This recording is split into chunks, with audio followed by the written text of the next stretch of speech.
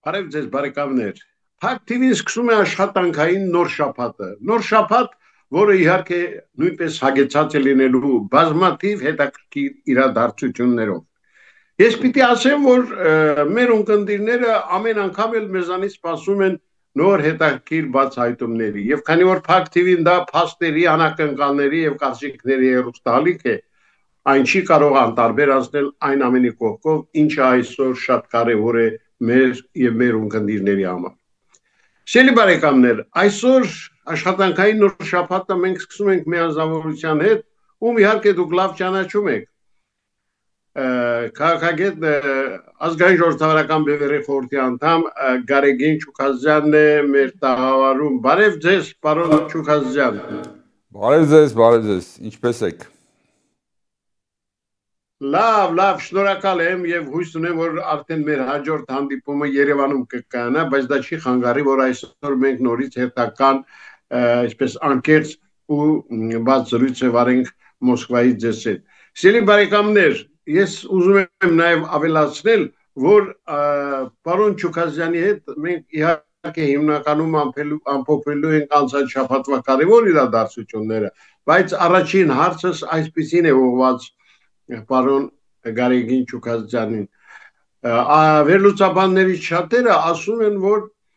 քաղաքական ռեպրեսիաներին նոր թափ է հաղորդում հենց ինքը, վարչապետը, որքանով եք դուք համամիտ այդ գաղափարի հետ եւ արդյոք այն համապատասխանում է իրականությանը։ Երևի մենք պիտի սկսենք մեր խոսակցությունը երեկվա դատավարությունից, փաստորեն Սրբազան Աջապահյանին 2 տարի բանտարկության են դատապարտել, դա իհարկե քաղաքական հետապնդման դասական օրինակ է, շինծ ու մեղադրանքով եւ փաստորեն մենք չենք կարող նկատի չունենալ, որ այդ ամեն ինչը արվում է նախընտրական տարում եւ որոշակի նպատակներով, բայց ես կուզեի ավելի ընդգծենք այս գործի նշանակությունը, քաղաքական ավելի հնչեղությունը, որովհետև այստեղ ոչ միայն այստեղ մի քանի շերտեր կա։ Սա բացառիկ պատմություն է, իհարկե, ոչ միայն Հայաստանի համար, այլև համաշխարհային իմաստով, եթե նայենք աշխարհում կրոնական գործիչների, հոգևորականների ձերբակալությունների դեպքեր, եթե նայենք ամբողջ աշխարհում վերջի ասենք 10 տարվա ընթացքում կտեսնենք, որ եղել են դեպքեր ֆինանսական խախտումների կամ սեռական ինչ-որ հարցերի հետ կապված ձերբակալությունները եղել են տարբեր երկրներում, բայց խոսքի ազատության հետ կապված արտահայտվելու նման բան որևիցե երկրում չի եղել։ Եվ սա կրոնական ազատությունների այնպիսի բացառիկ խախտման օրինակ է նաև, որ ես կարծում եմ շատ մեծ աղմուկ է ստեղծելու ամբողջ աշխարհում։ Հիմա եթե նայենք ներհայաստանյան հետևանքների իմաստով, ապա կարող ենք արձանագրել, որ շատ վտանգավոր նշան է, որովհետև այստեղ ոչ միայն ասենք հոգևորականի ձերբակալությունը, այլև խոսքի ազատության այս սահմանափակումները, որոնք որ փաստորեն նոր օրենքով ինչ-որ նոր օրենքներ են անցկացրել, շատ վտանգավոր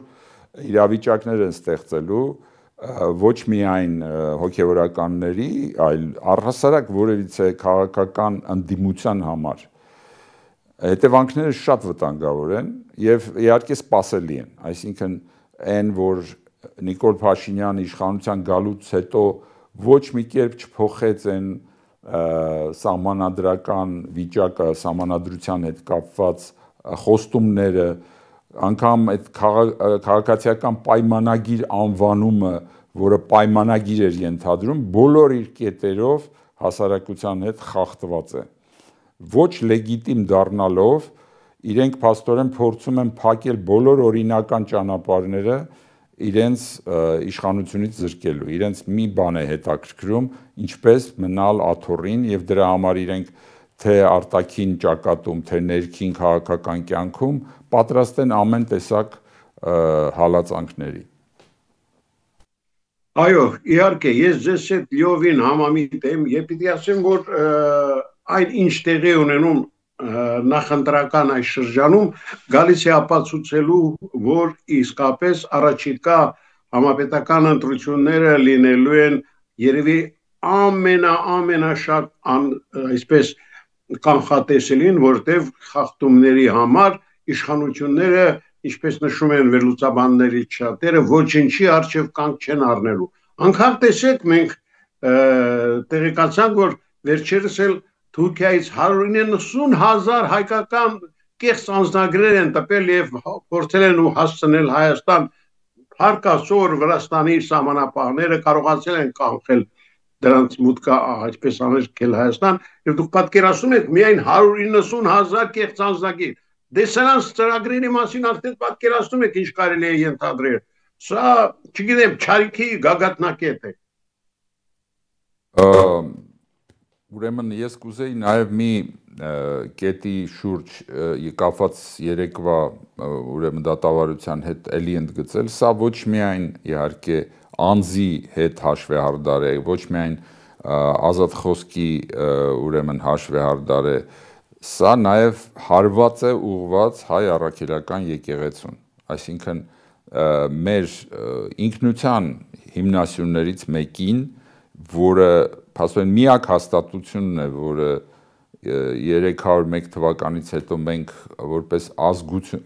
կարողացել ենք դարերի ընթացքում պահպանել բերել, ինքը բացառիկ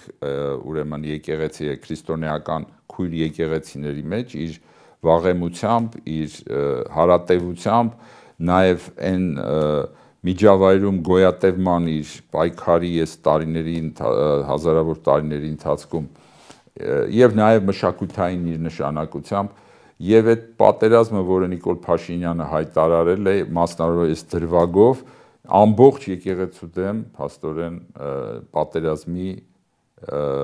նշանն է։ Սա էլ արժի նշել։ Այո։ Իսկ այդ փաստի նկատմամբ ինչ կարող եք ասել 190,000 կեղծ անձնագրեր։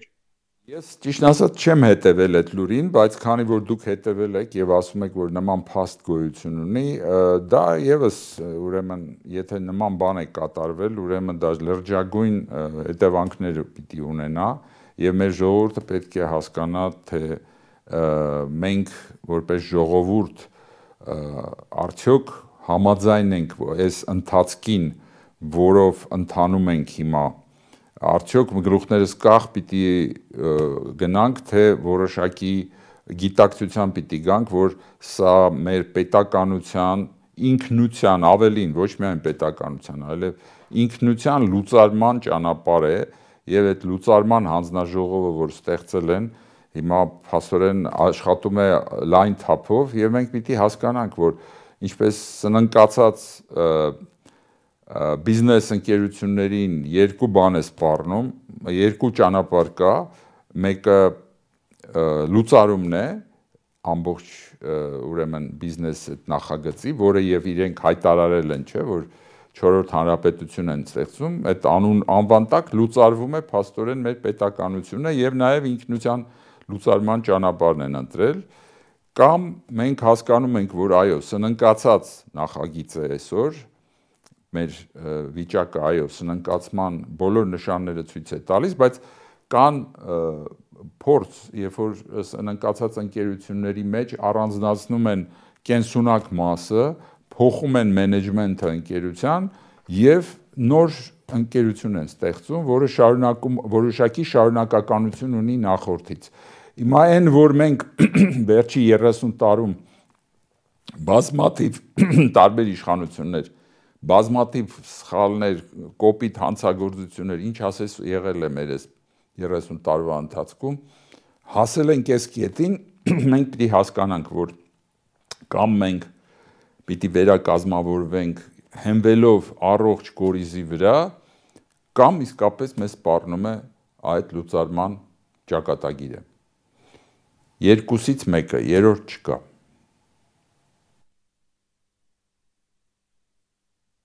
Պարոն Չուքազյան, շատ էսպես ցավոտ հարց է իհարկե գերիներին առնչվող հարցը եւ ցավոք մինչ օրս այդպես էլ հստակ պատասխան չի տրվում Բաքվում անօրինական պահվող այդ անօրինական դատավարությանը ինչու է առաջադեմ մարդկություն է այդպես հանգիստ ընդունում թե իրոք այնտեղ այլ զարգացումներ էլ կան այն հանգամանքը որ այլևս անգամ կարմիր խաչը մուտք չունի եւ մենք շատ բնականաբար մտահոգ պիտի լինենք թե ինչ է կատարվում Բաքվի բանտերում եւ այդ հարցի շուրջ մեր իշխանությունների լռությունը այսպես ասած անգամ երբ որ հարցեր են տալիս այդ հարցերին շրջանցելը խոսում են մասին որ մենք գործ ունենք թշնամու հետ համագործակցող իշխանության հետ, որը այդպիսի տերմին է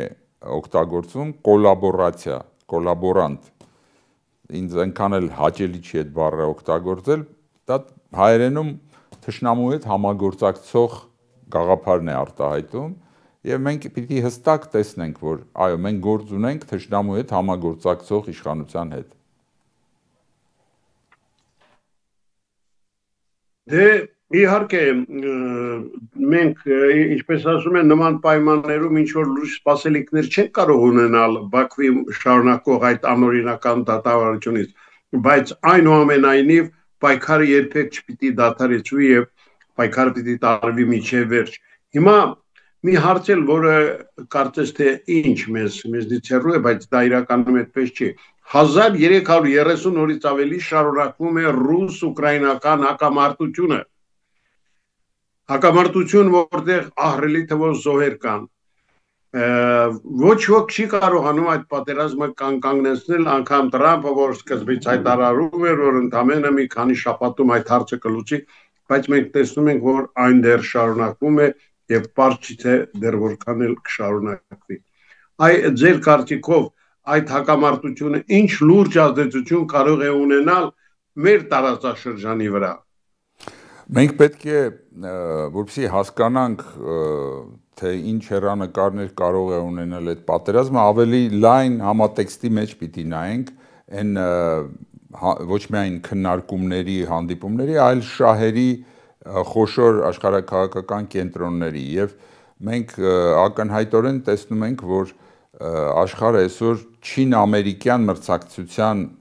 տրամաբանության ակնոցով պետք է նայվի եւ այդ ակնոցով դիտված հասկանալի է, որ ռուս-ուկրաինական պատերազմի հեռանկարը կապված է ամերիկա-չինական հարաբերությունների զարգացման եւ Ռուսաստանի այդ պայքարում, այդ հակամարտության մեջ գրավելիք տեղի հետ։ Դեռևս ուկրաինական պատերազմի նախօրյակին, եթե հիշում եք, Բայդենը 6 ամիս տվեց Պուտինին, որովհետեւ նա որոշի, թե արդյոք մնում է չինական ճամբարում, թե ինքը համագործակցելու է արևմուտքի հետ, դա փաստորեն Ռուսաստանի ղեկավարությունը իդեմս Պուտինի որոշում կայացրեց մնալ չինական ճամբարում եւ այդ պատերազմը սկսվեց եւ փաստորեն սպասելիքները ռուսական ղեկավարության, որ մի քանի շաբաթում կամ օրերի անգամ ընթացքում պիտի պատերազմը վերջանա, տեղի չունեցավ եւ հիմա այդ արյունահեղությունը շարունակվում է եւ ել ավելի էսկալացիայի նշաններ է ցույց տալիս, այս անգամ հնարավոր պատերազմը անգամ Ուկրաինայի սահմաններից դուրս գալու վտանգ գոյություն ունի եւ ես կարծում եմ, որ այս էսկալացիան իհարկե շատ վտանգավոր է համաշխարհային զարգացումների համար, բայց մյուս կողմից հասկանալու համար դրա հեռանկարները պետք է մենք նաև տեսնենք, թե մյուս մասերում աշխարհի ինչ է կատարվում, իսկ մյուս թեժ ուրեմն տարածաշրջանը դա մերձավոր արևելքն է, մենք էլ գտնվում ենք այդ երկու թեժ միջավայրերի ճիշտ մեջտեղում, որպես Հայաստան, մերձավոր արևելքի իրադարձությունները նույնպես ազդում են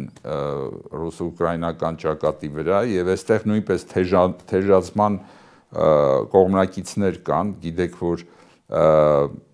Պարսկաստանի շուրջ ամպերը նորից կուտակվում են, բայց նաև նկատելի է, որ հենց Իրանի ներսում այն լուրերը, այն մեդիայից դուրս եկող տեղեկությունները ցույց են տալիս, որ այնտեղ էլ երկու ճամբար կա Իրանում, որը մի մաս պատրաստ է համագործակցել Արևմուտքի հետ դուրս գալով չինական հովանոցի տակից, մյուսները հակառակը փորձում են ավելի չինական այդ հովանոցի տակ մնալ, եւ սա նույնպես ազդելու է ընդհանուր զարգացումների վրա։ Հիմա սպասելիքը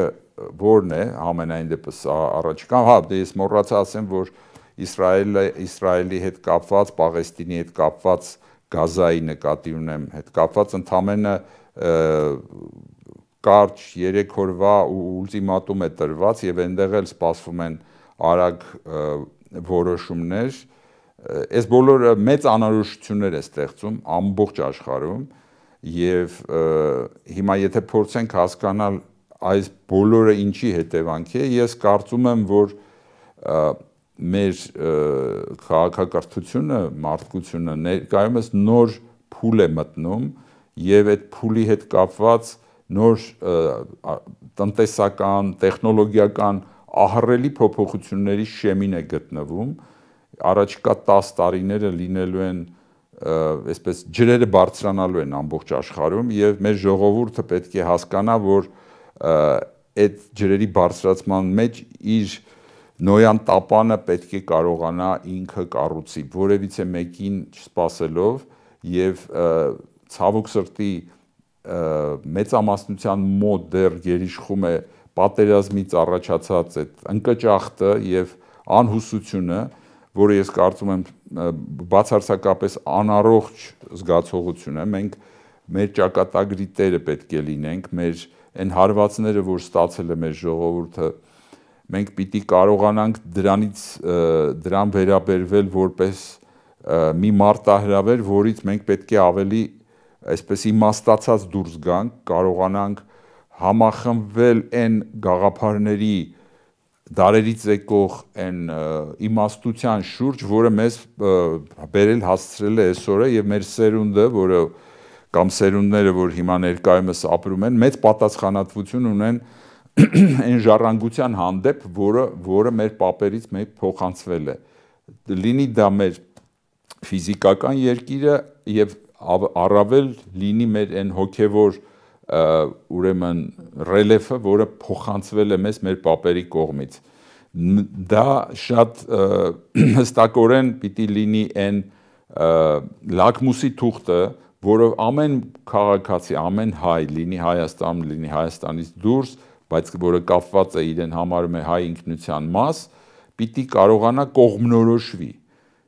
Արդյոք այն փոփոխությունները, որոնք որ այսօրվա այսպես կոչված իշխանությունը առաջարկում է Հայաստանին, դա հեռացնում է մեզ մեր ինքնությունից, մեր պապերի ժառանգությունից, թե ուրեմն ընդամենը մանիպուլյացիա է խաղաղության անվան տակ, խաղաղություն, որի միակ երաշխիքը ուժերի հավասարակշռությունը պիտի լինի, ոչ թե կկույ նման հերթական զավակից զոհաբերելը, թշնամու ուրեմն խարդավանքների պատճառով եւ որոշի ինքը որտեղ է գտնվում։ Ես իհարկե չեմ ասում, որ ամեն մարդ լինի այսպես հերոսի կեցվածք ունենա, ամեն մարդ չի կարող դա, բայց իրենց սրտին նայելով, իրենց հոգու խորքը նայելով կարող են չընդունել այն չարիքը, որը ներկայացվում է որպես բարիք եւ դրա այդ չընդունելով նպաստել այն մարդկանց, այն ուժերին, որոնք իրենց մեջ ուժ են գտնում դիմադրելու այս չարիքին, որը կախվել է մեր ժողովրդի գլխին։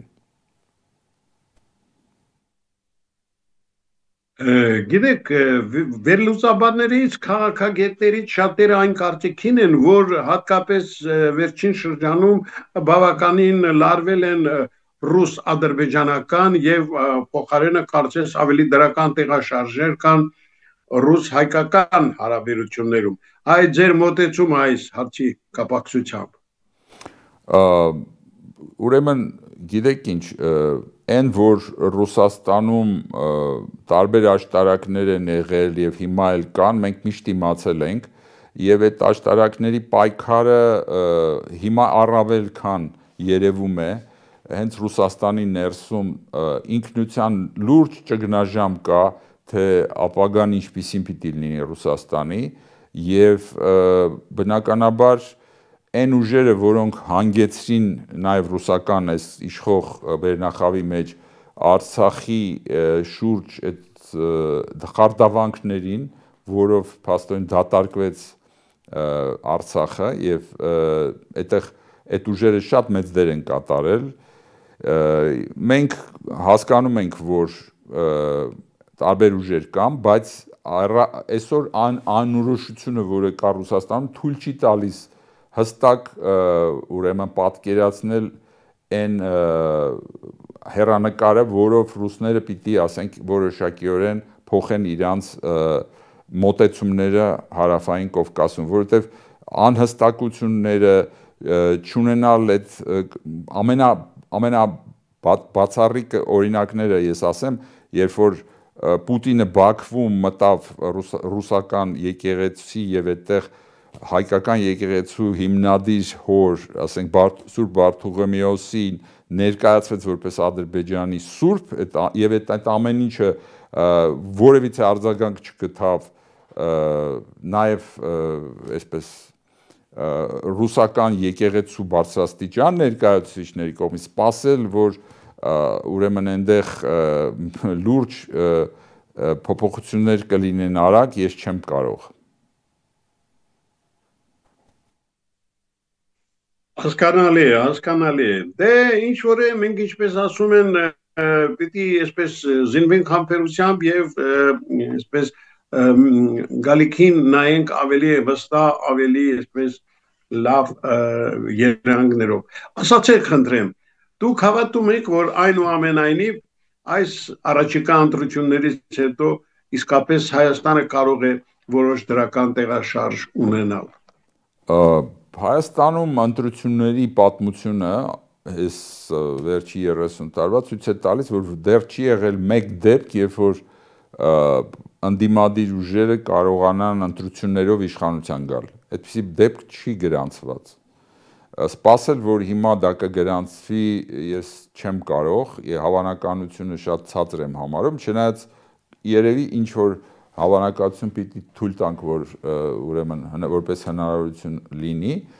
բայց եւ ինչ որ ուժեր կան, որոնք դեռ հավատում են, որ այդ ճանապարհով կարող է փոփոխություններ լինել, սակայն նախընտրական տարին քաղաքական ակտիվության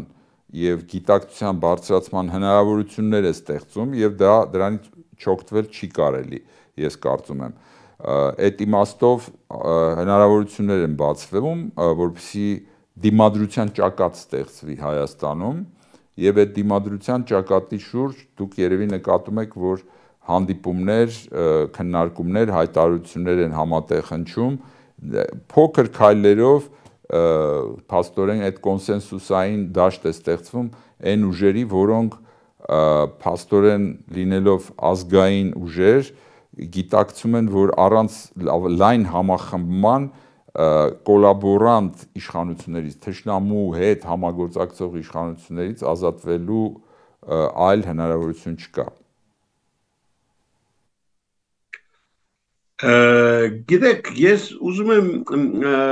մի հարցի մասին էլ խոսենք։ Վերջին շրջանում այդ հարցը շատ է այսպես շահարկում։ Խոսքս կլոր սեղան երևույթի մասին է։ Ինչ է այն իրենից ներկայացնում։ Ես գիտեմ, որ ձեր կառույցի ներկայացուցիչներն են մասնակցում այդ կլոր սեղանի հավաքներին։ Խնդրեմ մի քանի խոսքով, եթե կարելի է այդ մասին էլ եւ արդյոք դա կարող է նպաստել մեր միավորմանը։ Ես կարծում եմ, այո, դա շատ կարևոր նախաձեռնություն է, որովհետև դա թույլ է տալիս քայլ առ քայլ լայնացնելու այդ ուժերի այսպես համագործակցությունը, այդ համագործակցության հարթակը սկսվեց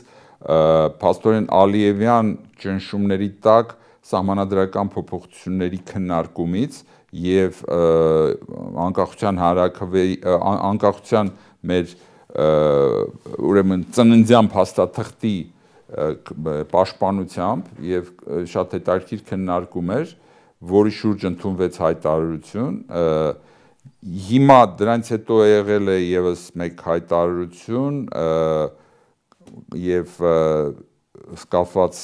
հայտնի քաղաքական սպանության հետ, նաեւ հիմա այսօր տեղի կունենա հաջորդ քննարկումը, այս անգամ նվիրված հայ առաքելական եկեղեցու դեմ սանձազերծված հալածանքներին։ Սա նույնպես շատ կարևոր է։ Այս բոլոր քննարկումները փաստորեն նաև բերում են այն հստակեցման, թե սահմանադրության հետ կապված այն հանրաքվեն, որը սպասվում է Հայաստանում, դրա դեմ լայն ճակատ ստեղծելով ոչ միայն այն ինչ որ պիտի առաջարկվի, այլև այն ինչ որ պիտի այլընտրանք լինի նման սահմանադրական փոփոխություններին,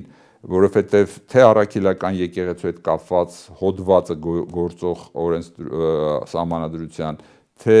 նաև հղումը անկախության հռչակագրին եւ այլն, այս այն հարցերն են, որոնք խորքային ինքնության հետ են կապված, մյուս կողմից հասկանալի են մեր ժողովրդի համար, որովհետև խոսել այսպես abstract վերացական սահմանադրության մասին մեր ժողովրդի մեծ մասը դրանով կարող է եւ չհետաքրքրվի, բայց երբ որ խոսում ես այդ ինքնության հարցերի հետ կապված մեր ապագայի հարցերի հետ եկեղեցու նկատմամբ վերաբերմունքի շատ ավելի հասկանալի է դառնում ժողովրդի համար, որ այդ ամեն ինչը եւ սահմանադրությունը եւ սահմանադրականությունը ես երկուսը տարբերենք, որովհետեւ կան երկրներ, որոնք սահմանադրություն չունեն, բայց սահմանադրական են, որովհետեւ այդ երկրներում ձևավորված առնվազն երկու բևեռ մեկը մյուսին հավասարակշռելով հնարավորություն է տալիս, որ երկիրը ազատ զարգանա։ Մեր երկիրը ցավոք սրտի այս 30 տարում չձևավորվեցին երկու այնպիսի բևեռներ, որոնք որոշակի համաձայնության ունենային մեր երկրի եւ ինքնության ապագայի հիմնարար հարցերի շուրջ։ Այսօր ամենահիմնարար հարցերի շուրջ Հայաստանում փաստորեն հակամարտություն է սկսվել եւ դա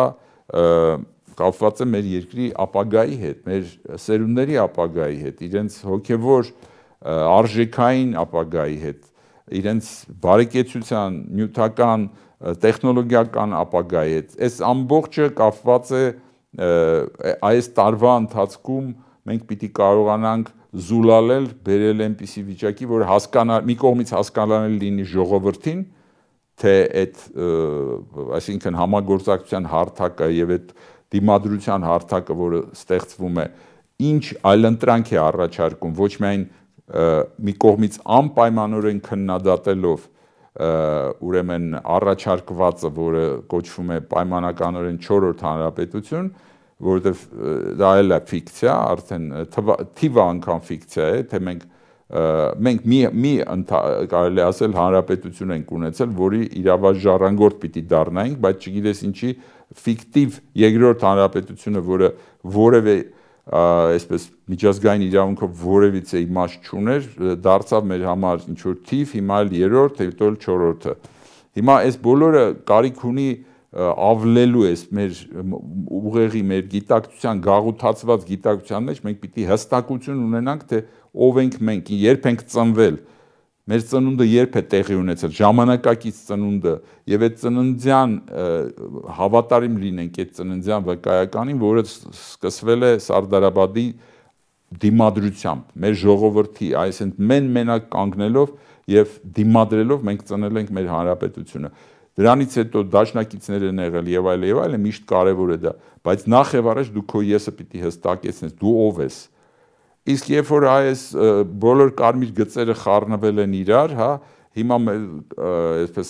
պատրաստ են ամեն տեսակի գույն ընդունել այս քամելեոն իշխանությունները, միայն թե իրենց աթոռներին մնան, դա զրկում է որևիցե իմաստից հայկական պետականությունը, որովհետև եթե պետականությունը չունի այդ ներքին ինքնիշխանությունը, առանց այդ ինքնիշխանության այդ ամբողջ այսպես ադմինիստրացիա է ընդամենը օտարի ձեռքին եւ տվյալ դեպքում նաեւ թշնամական օտարի, լրիվ թշնամական օտարի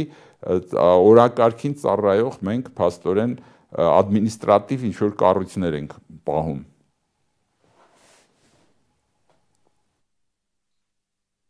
Պարոն Չուկաջյան, շնորհակալ եմ այսօրվա զրույցի համար։ Ես կարծում եմ առաջիկայում մենք իսկապես ականատես կլինենք բազում հետաքրքիր զարգացումների եւ դուք էլ որպես մեր ծրագրի լավագույն բարեկամ միշտ մեզ մոտ սպասվող հյուր եք լինելու։ Այնպես որ ընդունեք իմ առաջարկը եւ առաջիկա համագործակցության այսպես մեծ այսպես ցանկությամբ ուզում եմ որ մեր բարեկամությունը ծեցեք շարունակվի։ Պարոն Գուշյան, ես որպես ավարտող այդպես նոտա ես կուզեի ասել, որ թվում է թե այս